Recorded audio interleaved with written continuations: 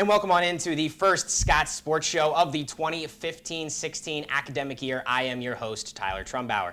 This show will be weekly throughout the year, and we will talk about various Edinboro athletics and its happenings, and we'll have interviews from coaches, players, administrators, and also dissect the games, practices, and what else is going on athletically here on the campus of Edinboro University in Sox Stadium and, of course, Macomb Fieldhouse. Now it is fall, so we will begin, of course, with our boys of fall and some pigskin with the Boro football team. And to do that today, to start off this show, I am joined by two gentlemen to my immediate right and my broadcast partner for the upcoming season, play-by-play man Mike Fenner. And then across the stage here, the man, the myth, the legend, head coach Scott Browning here, coming into another year of Boro football. Coach, thanks once again for coming on this year. Appreciate all you did last year in the first year of the show, and then dealing with us again for another season.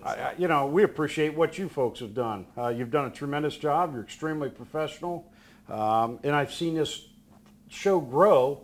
Like I hope to see our football team grow this year. Let's hopefully we do that, and you guys do a little bit better. I know I certainly can't tackle as good as your team. That's for certain, Coach. So let's just start off with the off-season training camp.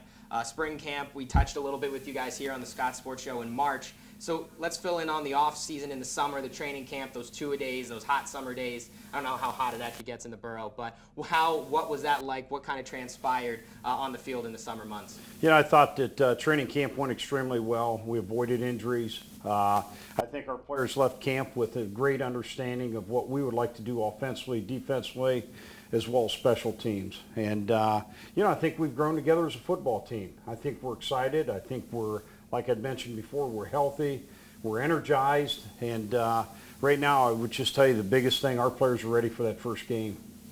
Absolutely, and that first game is going to be a Thursday nighter once again on Thursday nights. Have three of them this season. You had a couple last season, including your season opener in Tennessee. Kind of take us through what that first day or that first game day is going to be like as a Thursday. How does that alter the day's schedule compared to when it's a Saturday kickoff? Well, we start pregame meal at 2 o'clock, and so really it all begins then. Hopefully we can get our players thinking about the game much sooner than that, though, much earlier. When you look back historically, we've not had a lot of success on Thursday night. So we're trying to reevaluate everything as we go here. And the first game of the season is always difficult to begin with because you're not at 100% sure what the other team's going to do strategically, offensively, defensively, special teams, who they may even show up with. And everyone has a new wrinkle. So, we're always on edge. You don't want to be too complex because you want to handle the unexpected. And so it's up to kickoff time. It's a pretty trying time. Every team comes into a season with big question marks, and for you guys, one of the big question marks is a quarterback. It's the end of the Harris era. You exit that era, but you come into a new era here. A four-man race in the offseason. Jake Sisson got snaps last year. What does that really look like in training camp for your football team? Yeah, I don't want to put the cart ahead of the horse here, but I think we've corrected that situation. Jake Sisson has had an incredible spring. And then we come into camp, obviously hiring a new offensive coordinator, new quarterback receiver coach. And I think that Jake has gotten better every snap he has taken. And I feel very comfortable with Jake right now. He's our front runner. He's going to be our leader on offense this year. And I think that he'll answer a lot of the questions come Thursday night. Now, Sisson is going to have someone to throw to this year. Darren Massey, being a preseason All-American, is going to be his key target after having a great season a year ago. Colby Hughes no longer with the program, so there is another missing piece there. In the receiving core, who is Sisson going to be able to target when he hits the field? We're going to have plenty of people out there. We're going to surround Jake with a strong receiving core. We've got Darren Massey, who everyone knows about. We've got a guy by the name of Alex Caratelli, who not a lot of people know about at this point in time, but they're going to know about Alex once we get the season kicked off. You've got Sean Rolick, who's a heck of a receiver for us. You've got a couple new guys that I just right now would rather not mention because I'd want them to step up and earn the right to have their name on TV here. But and then also the tight end position. We've got three tight ends that starting with Nick Helmick, who really has had 2 fine years for us. He's really excelled for us. Justin Kempka, a transfer from Robert Morse, and then there is a freshman, Trey Staunch, who is really coming on with each practice, just gets better and better. So when you talk about the receiving core, you're not only talking about the wide receivers, but you're also talking about the tight ends. And we've got enough weapons that we'll be able to throw the football. And one of those guys that could be a big impact on the offense at tight end is John Gervin, a guy that played quarterback for you 2 years ago, left the school, now has returned. And really, what went into that decision for you and for him to play the tight end spot, and what do you think he can offer the position? Well, John Gervin's about 250 pounds. He's extremely athletic. He was a phenomenal basketball player in high school. He was recruited as a basketball player. He has tremendous eye-hand coordination. Unfortunately for John, he's been injured here for the last week and a half. When he comes back, he'll be a threat as well, and he'll be part of the picture as far as throwing the football and playing tight end. But he's very athletic, and John, bottom line is an extremely hard worker, and he just wants to find a way to help the football program. And right now, we think that position would be tight end. Absolutely, Coach.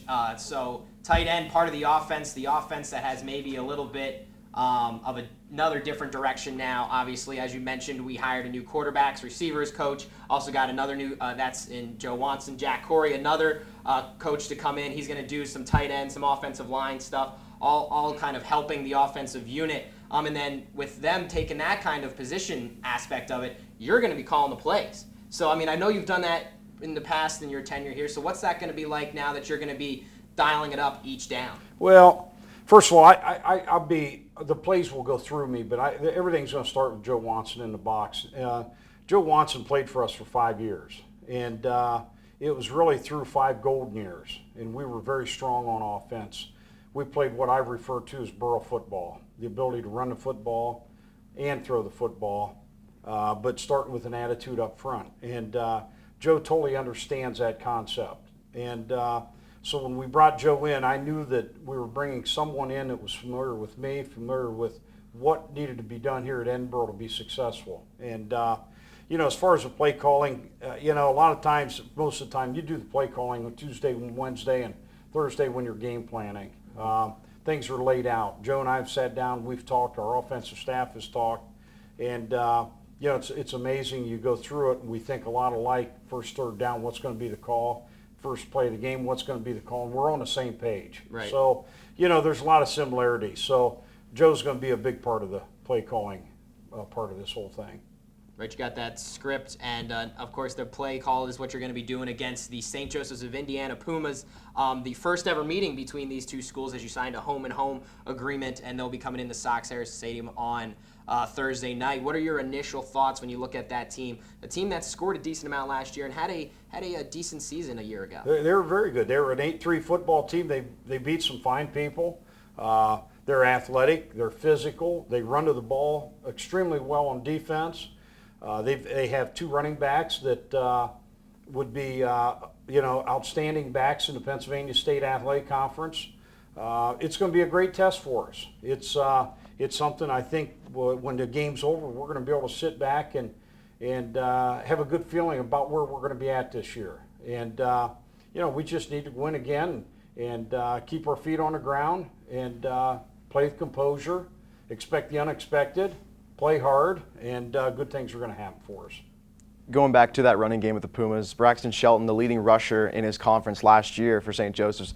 What do you do defensively, and who do you lean on defensively to try and stop that rushing attack? Well, the good thing, I think we're very strong up front defensively. I think our defensive line they're very strong. I think our linebacking core is outstanding, and I think we match up very well.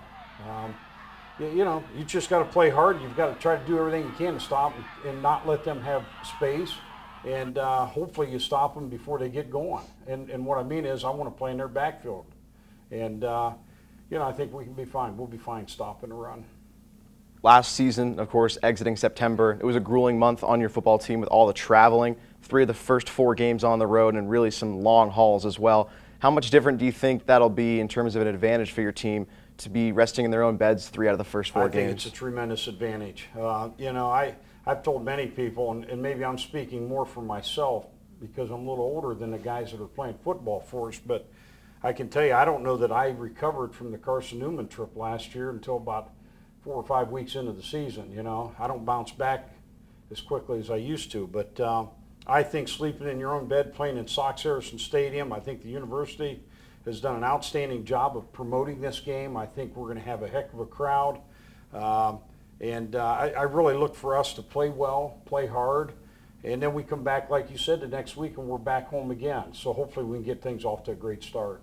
You mentioned at PSAC Media Day last month, Coach, that you're hoping to build off those 2 wins at the end. So basically, in your eyes, you're in a winning streak. Absolutely. Because you haven't played since those 2 wins. So how much is that being talked about in the locker room from your coaching staff to the players, and how much you want to build off those 2 wins at the end of last season, which ended on a high note? You know, honestly, I've not personally talked a lot about it.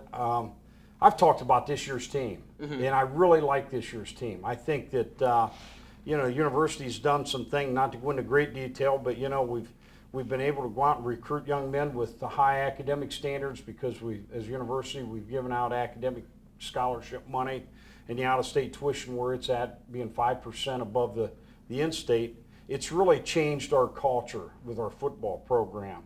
And I think right now, we have a football team that not only are they highly motivated to play football, but I think they're highly motivated to go to class and excel in the classroom to build a great future for themselves. And I think there's a great correlation between how you prepare for your academics and how you prepare for your contest on Saturday afternoon or Thursday night come this Thursday. But we're all creatures of habit. Either we do or we don't. You can't prepare for one, not the other. And I just really like our football players right now. I think we have a super group of guys. Absolutely, Coach. And they're going to be hitting the field Thursday night, 6 p.m. at Scots Harrison Stadium against the St. Joseph's of Indiana Pumas. Of course, you mentioned the university's done a great job promoting that with the kickoff event. Of course, no dinner at Van that night. Van will be at the tennis courts adjacent to the stadium from 4:30 to 5:45. I will be in line myself, definitely, to pick up some food there before we hit the airwaves, and there'll be free Apple iWatch, Coach. Maybe you can snag that, a $200 bookstore gift card, which is very important because if you're like me and haven't gotten your books yet for class, you probably should do that. A lot of other great things, cornhole contests, other gift cards to give away. And of course, so you come for the food, stay for the football, and root on the Fighting Scots. And if you can't make it, of course, you can always listen to it on 88.9 Fighting Scots Radio. Mike and I will have the call, or watch it on ETV or online, edinboro.tv, edinboronow.com. Tune in app, we've got you covered. Be there, and if you can't, there really is not an excuse, but if you can't, then you can listen or watch us. Thanks, Coach. We appreciate it as always. Appreciate the time. We're going to hit our quick break. We're going to continue our football talk when we come back with defensive player Mike Shansky. Welcome back to the Scots Sports Show. We're continuing our pigskin talk, of course, as Boro football kicks off its 2015 campaign Thursday night at 6 p.m. against the St. Joseph's of Indiana Pumas at Scots Harrison Stadium. We're going to continue it now. Mike Fenner is still with us here on the show, and now we are joined by Mike Shansky, a defensive player on Boro football, and of course, one of the leaders coming into this season. Mike, what is your mindset coming into this season now that spring ball is over, training camp is over, and you're just hours, minutes away from that opening kickoff of this season? It's pretty simple. It's just win. Do whatever we can, play our football, offensively, defensively, special teams, do the best we can do what we know we can do, and just win the game. So now, what is it exactly? Is it really trying to get back to Boro football that Coach kind of alluded to in our last segment, which new coach, Coach Watson, wants to get back to? I know you're more the defensive side, but I'm sure you're hearing of what those guys are talking about and what they're preaching on the field. Yeah, we want to control the ball. To control the ball, you got to run the ball and you got to stop the run. You want to keep control of the game clock. Whatever you can do to stop them from running and getting first downs from offense, getting first downs. Keep the ball running and just do what you can do to win the game. What are some of the things, Mike, that you did really personally in the offseason to train and to try and improve yourself coming into your final season with the Scots? Try to work on my conditioning. I leaned down a little bit, lost a little bit of weight. Do what I can do to be on the field as long as I can be, and maximize my effort. Just get to the football as quick as I can. And with Coach Bradford, really, what's the scheme coming into the season, and what's the plan for you guys trying to be such a strong front seven, as Coach Browning talked about, really depending on you guys to really stuff the run and really defend the pass as well? Well, we're pretty experienced up front, so we're going to use that to our strengths. We're going to be able to blitz and kind of control the offense with our front seven. We got a young group in the back, so we're going to try to help them out by taking time off the clock and doing what we can do. As a defensive player and a leader on this team, one thing that I think kind of plagued you guys last year was the offense and the defense couldn't just put one perfect game together. You know what I mean? The defense couldn't do outstanding and the offense do their part in the same game. And so is that really something you guys are focusing on this year, is to say defense needs to get stops and offense needs to put points on the board? It seems like a simple formula, right, to get wins, but it's just something that they both couldn't get together on the same page last year. Yeah, we can't rely on, we got to do it at the same time. We got to play a full game, offense, defense, and special teams. We can't rely on the offense to score 50 points in a game to win a football game. We got to stop them and they got to score. I mean, we're relying on each other. We're just trying to win a football game. Certainly, and so now hopefully you guys can do that Thursday night against the Pumas.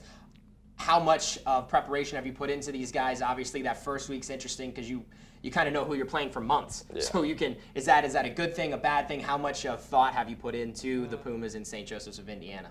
We started out working on just our base defense on everybody, just formations, alignments, all that type of stuff. And this last upcoming week, we've been really focusing on the Pumas.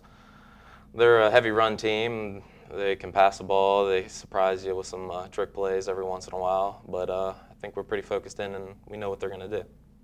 What do you expect to see out of that backfield? Of course, they bring back the leading rusher in the entire conference for St. Joseph's. I mean, what do you expect to see out of those guys when you're stopping the run? A lot of heavy run, a lot of outside zone, trying to stretch the field. And for their running backs, they're pretty big. They're trying to get downhill real fast. They're trying to drain the clock and keep us on our heels. They're a fast-paced offense. Very pro-style, I think, is the way it's kind of like put in the game notes as a pro-style offense. And they can put up some points. I mean, they were held to maybe one touchdown in just one game, but there's been other games that they can put up 40 points. So they can obviously be contained, and they obviously can explode as well. So what has the message been from Coach Bradford to the defensive unit going into this week and going into the Pumas, knowing that they have the capability to put up a big number? Just get everybody to the ball. They're heavy runners. It's not going to take one guy. It's going to take the whole team. If we don't get the whole team to the ball, they're going to run all over us. Certainly. Now going into this game, obviously offense, defense is both huge aspects, working off each other as we talked about a few questions ago. So how much excitement does the defense have about this new offensive unit of sorts? Now that the Harris era is over, that's obviously, different because you not just lost a quarterback, you lost a leader in Cody Harris. So how is that affecting the defense or at all? It affects us a lot. But I like Jake Sisson. He's doing real well. Our offense is a little bit different this year. It's going to surprise some people. It's a lot faster. We don't give up as many sacks as we did last year, just by our alignment and the release time we have. Routes are quicker, ball's getting out quicker. It's just going to make everything overall better. Back to the defensive side of the ball, who are some playmakers that people should be looking out for? Maybe some guys that are coming into this fall camp and really performing, and people that you might not have expected to hear their names called too often. Well, there's always Dom. He's a big guy. He's All-American. He makes my job easier, but everybody knows about Dom. We got Josh Kibbe, Jimmy Wilson, Sword and Innie. We got some great guys up front that not too many people know about other than us here on the team. They make my job easy. They're putting pressure on the quarterback. They're doing great things. And we got one veteran back in the defensive backfield, Devon Groves. I think he's going to surprise some people personally. That secondary, that was had a lot of question marks last year. Sometimes, there's a lot of mental lapses on the field in the secondary. How important is it to solidify that secondary and have, those underclassmen learn on the go and quickly to be able to secure that defensive backfield?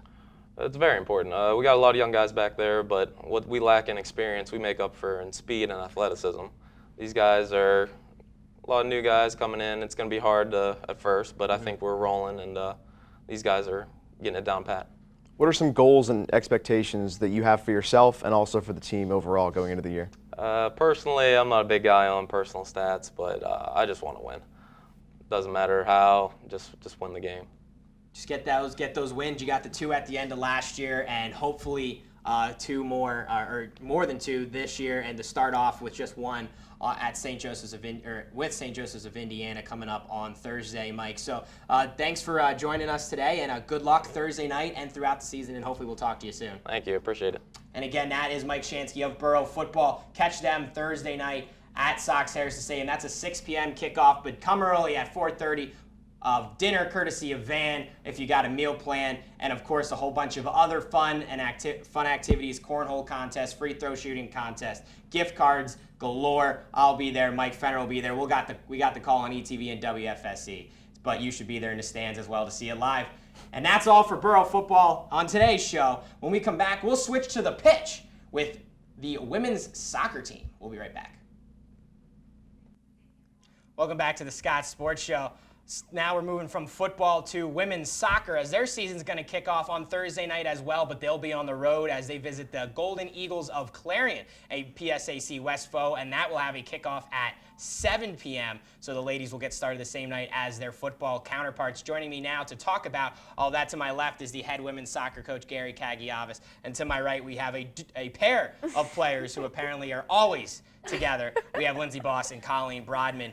Coach, ladies, thank you for joining me. I appreciate it coming on. Coach, let's start off with you. Obviously, last year, having a rough start to the season, then a winning streak, moving on through it, and then not so happy with how the playoffs turned out the way you wanted them to. So, taking last season into consideration and how the offseason went, what are your thoughts coming into 2015? Well, we've set high standards here, and the last 5 or 6 years, we've achieved most of our goals. You always want to win more, and we're hoping we can get that elusive conference title here one of these days. The expectations were very, very high for the team last year. We did lose 6 or 7 starters from last year, so we are definitely, I think we're definitely good enough to win the conference, but we also going to have some growing pains to offensively. Defensively, I think we're pretty organized, but offensively it takes a little bit longer, so we'll see how that goes in the beginning of the year. Certainly, you mentioned all those lost starters, a lot of senior starters going. Of course, your all-time leading scorer, Liz Debo, goalkeeper Megan Kelly, All-American Becca Costello, just to name a few. Obviously you planned for that. You knew they were going to happen, so you had the recruits coming in. But how is it going to be losing them, maybe not on the field, but in the locker room as well? I think we're fortunate that the kids we brought in last year and the year before that are good character kids. They've been working hard. The leadership we have this year is really one of the best leaders we've had. That's Riley Duprat and Jansen Hartman and Shannon and Kayla Briggs, who are captains. And I think they've really set down a great example. Coleen and Lindsay are part of the package that's coming through. And I think the future is good for Edinboro soccer. I really do. I think, as much as we lost those kids, I think we have great kids to take their place. So I'm excited for this year. For a change now, for 4 years we knew what we had, and now this year we're going to find out what we have, pretty quick here. Edinboro soccer, a little bit of a wild card maybe potentially coming in, but still picked 7th in the PSAC preseason poll, which does say a lot about the recruits and the ladies coming up, including Lindsay and Coleen. Lindsay, starting off with you, from a coach's perspective, losing all those seniors was huge, but from a player, obviously they were your friends, your teammates, and also the leaders on the team. So how's the dynamic changed now that you lost Megan, Becca, Liz, and others? They were just whenever they were on the field, they were very standout leaders. And we definitely lost them, but the seniors there now, the juniors now, you still look up to them. And I think the freshmen definitely see them these girls as the leaders now. Because we had them, but now they have them. So it's they're just as good, I think. Right, and it's just moving on up. That scholastic sports you're going to keep having that. Coleen, what did you learn from those seniors that really just kind of set the way for you? Obviously now coming into another year of Edinboro soccer, I'm sure you took a lot from them, and they showed you not just maybe some skill sets, but also just how we do the things in Boro women's soccer. Yeah, definitely. Them being leaders, I learned to be a leader as well, and I think this year on the field and off, I've become a better leader because of them. And obviously they were my friends, but now I'm learning to be a leader and make friends with everyone else and become better on the field and off. Right now, you're going to have to move up into a leadership role eventually and an upperclassman as well. Coach, I mentioned before your slot in the preseason coaches poll. You talked about that a little bit in the preseason with Mike Fenner, and you kind of said, that does say a lot about Edinboro soccer. So kind of touch on that once again, how that makes you feel knowing that the other coaches in the conference still feel that you guys are a threat despite losing a large portion of your starting lineup last year. I was actually surprised because I actually voted us 10th, knowing what we lost, knowing what other people have lost, and if you do your job properly, you kind of keep track of who's going to be good, who isn't, depending on the kids that they've lost. And I asked some of my peers why they voted for us, and some of them voted us as high as 4th or 5th.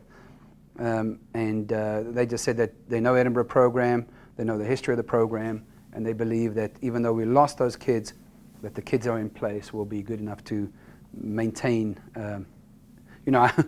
Some of them voted us 4th, which again, you lose 7 out of 10 starters on the field, or what?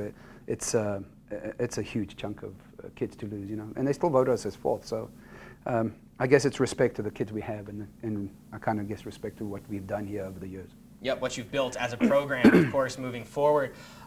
Lindsay, continuing on, how does that make you feel, the preseason poll? I mean, obviously, maybe some players don't think about stuff like that, put a lot of stock into it, but you and maybe some other ladies in the locker room, what has kind of that mindset been with being picked 7th in the conference? I think like Gary said, they expect us, they said 4th and stuff, and they just know that we have the potential. And us seeing that we're 7th, it just shows us that we are on, we can go up there, and we're are 7th. So we just try to get higher than 7th at the end. Certainly. It's a little motivation. Yes, want to perform better than what is expected, exceed expectations. Coleen, what has the preseason been like? I know you guys had a couple scrimmages. Allegheny, I believe, Damon College, or a couple of them. You just won one on Saturday. So what has the preseason, the practices, the scrimmages been like? Do you feel that you are moving in the right direction from a player's perspective going into the season now that it's just going to be hours and minutes away? I do. We obviously won both scrimmages, which was a good start, and I think we even improved from the first one to the second one, and practices have been good, and I think our team chemistry is really strong, so hopefully moving forward we can do better and better each game. Coach, obviously you mentioned a few players already. We talk about Jansen Hartman, Shannon Regan, and others that are going to be stepping up that already saw a decent amount of time last year, maybe in a starting role or one of the first ones off the bench. Are there any newcomers as well that maybe, a name that might not roll off the tongue of many, but they might, maybe 5 weeks from now? We, every year we bring in about 12 kids, and I was looking at, actually at Coleen's class, and we brought in 12 kids, and there's only 4 left. And so, as I heard Scott talking about what the school's changes have made as far as, giving academic scholarships and giving, so it helps us recruiting-wise. But it's hard to keep a kid if they're getting no soccer money. So we always expect that we're going to bring in 12 and we're going to keep 4 to 6 kids. So I think if you're going to be talking about kids that will be here for 4 years, you're talking about Abby Gillespie, you're talking about Haley Hammer, you're talking about the transfer Sierra, who's a goalkeeper, and I know I'm missing a couple of other ones, but all these kids will just add to the kids that we already have here. I'm really excited for this new challenge, and I think it's going to be, as Coleen mentioned, it's going to take a couple of weeks to get better offensively, but defensively I think we're extremely solid. So defensively stout, offensively still some question marks to be had and some things to figure out in these next coming weeks, of course, as you get into the thick of the conference schedule. What are your goals, expectations, if you've talked about this with the ladies already or your coaching staff? Obviously, knowing you as a competitive person, you want to win the NCAA title. But what realistically goals, expectations do you have coming into this season? I think we can win the conference. I know it sounds like something I say every year, but I think we're good enough to win the conference. There's no reason why we shouldn't be up there at the end of the year. I mean, we started bad last year, and when we recovered, we still beat our teams that had beaten us early in the year. So I really don't see why we can't win the conference. I just don't. And I'm sure you ladies agree, right? Yes. Absolutely. They got no choice. They got no choice. Playing time's on the line, Coach, right there. I got you. All righty. Well, ladies, Coach, thanks for joining me. I appreciate it, and good luck this season. And Thank you. I'm sure we'll be in talk soon. These ladies and Coach and his staff start Thursday night at Clarion, 7 p.m. kickoff as well. So follow the live stats of that while you're at Sox Harrison Stadium watching football. And you can see them at Sox Harrison Stadium on Saturday, 1 p.m. kickoff against Notre Dame of Ohio, a big regional matchup for the Fighting Scots as they get deeper and deeper into their regular season. We'll hit our last break of the show, talk about what we're going to do in the upcoming weeks in our last minutes, and talk about the upcoming schedule of events when we return. During this portion of the show, our last segment of the Scots Sports Show, we will highlight each week's Scots of the Week. The university's Sports Information Department selects one male athlete and one female athlete each week who were tremendous on the field with their performances, helping their team to victories or helping themselves in individual sports such as swimming or cross country. This week, of course, no action yet, so no Scots of the Week as of yet, but we will start with those next week, and not only we will highlight their performances and their statistics from that week, but we will hopefully hear from both the male and female Scots of the Week as well right here on the Scots Sports Show. And then now, as we will do every week, we're going to preview the upcoming schedule of events for Edinboro University Athletics. Starting off this week, a lighter schedule going into the weekend. Of course, Thursday night, which was the football season opener with St. Joseph's of Indiana, which you can see on ETV online, edinboro.tv, or listen to it on 88.9 WFSC or online at edinboronow.com or on the TuneIn app on a mobile device. Women's soccer team, who we also talked to as well, kicks off on the Thursday night at Clarion. That's a 7 p.m. kickoff. On Friday, the women's volleyball team, head coached by Missy Soboliski, gets their season underway at the Hall of Fame City Challenge in Canton, Ohio. They're going to spend 2 days over there in Ohio. They'll start things off with Concord and Urbana on Friday, and then on Saturday they will continue in the Hall of Fame City Challenge, and also the cross-country team will get their season underway with their lone home meet of the season, the Doug Watts Distance Gala. The men will start that at 10 a.m., and the women will start their race at 11 a.m., and that will be at the Doug Watts Distance cross-country course, which is right across from Highlands 2 here on the campus of Edinboro University. And that's going to be all the Scots Sports Show this week. Thanks for watching us, and we'll see you next week right here on the Scots Sports Show.